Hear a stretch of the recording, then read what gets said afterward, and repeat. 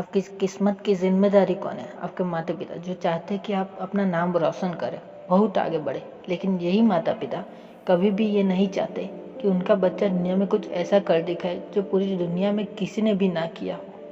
भारतीय माता पिता जो ये चाहते हैं कि उनके बच्चे घर के अंदर ही दिन भर घर के अंदर रहे और कुछ ऐसा कर दे जो पूरी दुनिया में उनका नाम हो। या फिर हमारा एजुकेशन सिस्टम जो लॉर्ड मैकॉले ने 1835 में सिर्फ इसलिए बनवाया था ताकि वो हमें मानसिक रूप से गुलाम बना सके, उसकी हर बात को वो हमसे फॉलो करने के लिए कहे और उसमें अपना कोई भी दिमाग नहीं लगा, और आज वो वही कर रहा है। जब भी हमें व्हाट्सएप पर कोई भी समाचार आता है, चाहे वो फेक हो, हम अपना बिना दिमाग का अनुमान लगाए, बिना सोच समझ कर उसे आगे करने में लग जाते हैं, क्योंकि हमें शिक्षा प्रणाली ने स्वयं जागरूकता जैसी कोई चीज़ सिखाई नहीं है। हमारा शिक्षा तंत्र तो इतिहास रटना सिखाता है, ना ही इतिहास रचना। और सबसे बड़े दुख की बात यह है कि जिस शिक्षा प्रणाली में हम समझते हैं कि हर दिन जहाँ जाता है वहीं पर हमारा राष्ट्रीय ज्ञान जो कि जन गण मन अधिनायक जय है, हम उसे गाते हैं तो लेकिन कई भारतीयों को तो उसका मायना भी नहीं पता। या फिर जिम्मेदारी है हमारी सरकार, जहाँ यदि एक युवा सरकारी नौकरी पाने के लिए चयनित है तो उस एक नौकरी को पाने के लिए उसे अपनी तरह लाखों युवाओं के साथ प्रतिस्पर्धा करना पड़ता है। जेपीसी मान से मतलब मान लो कि सब आपकी किस्मत के लिए जिम्मेदार है, सब आपकी किस्मत के लिए जिम्मेदार है, लेकिन कई सालों से जिम्मेदारी लेने के बाद भी आप जो सफल हो पाएंगे क्या? बिल्कुल नहीं, और हो भी नहीं पाएंगे।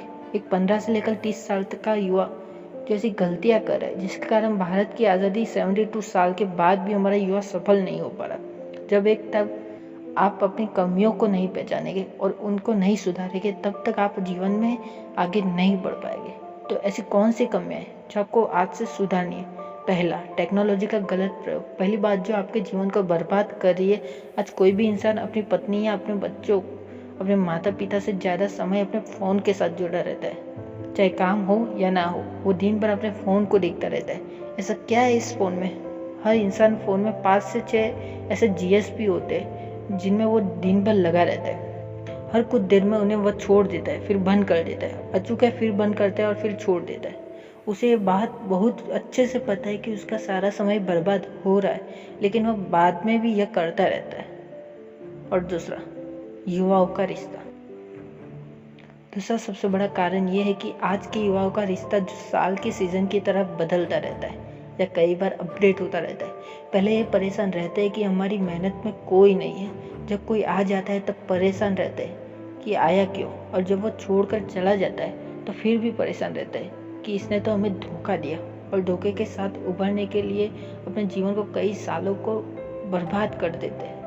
बाबू चांद सोना करने के लिए चक्कर में वो भूल जाता है कि उसकी मेहनत उससे कई ज़्यादा कीमती है, महत्वपूर्ण है। पहले वो एक दूसरे से वादा करते कि एक दूसरे के साथ जीते जी नहीं छोड़ेंगे, एक दूसरे के साथ रहते हैं और ना ही ये समय उनके साथ रहता है। इनोवेशन का ना होना, ये अपनी तीसरी पॉइंट है। तीसरा सबसे महत्वपूर्ण कारण यह है कि हमारी सोच में इनोवेशन का ना होना।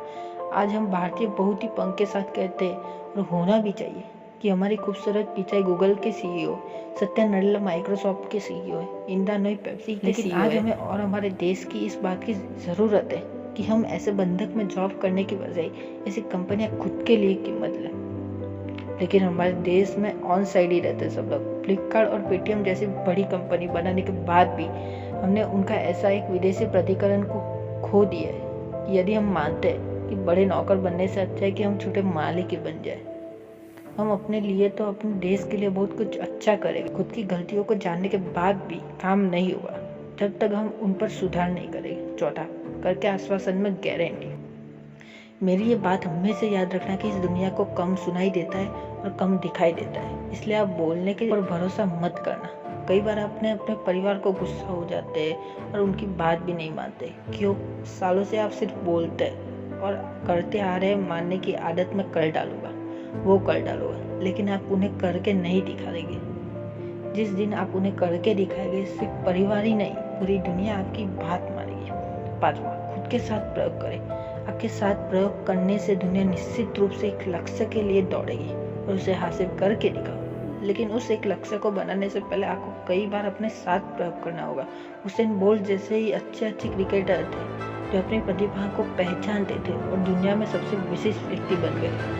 अनुसूचित सी धोनी जो पहले बहुत ही अच्छा फुटबॉल खेल रहे थे लेकिन आपको जाना पहचाना और भारतीय टीम में सर्वश्रेष्ठ कप्तान बन गए।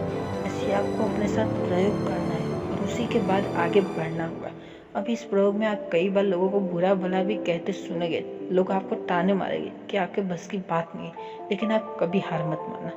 आपकी अपनी प्रतिबद्धता को पहचानना, उन्हें सच में बेहतर करना और मजबूती से आगे बढ़ना। कर्मणि अधिकारस्ते मा फलेषु कदाचन मा कर्म फल हेतु भूर्मा सगोदस्ति कर्मणि। गीता में भी हमें यही जनाया गया है कि हमारे हाथ में सिर्फ कर्म करना है, फल का अधिकार हमारे हाथ में नहीं है, वो ईश्वर देंगे। अच्छे कर्मों का अच्छा फल, बुरे कर्मों का बुरा फल। इसके लिए आप हमेशा तैयार रहिए। और अगर आपको यह जानकारी अच्छी लगी हो तो इस चैनल को सब्सक्राइब और इस वीडियो को लाइक ज़रूर कीजिएगा और ऐसी ही जानकारी हम आपके समक्ष रजू करते रहेंगे। तब तक धन्यवाद।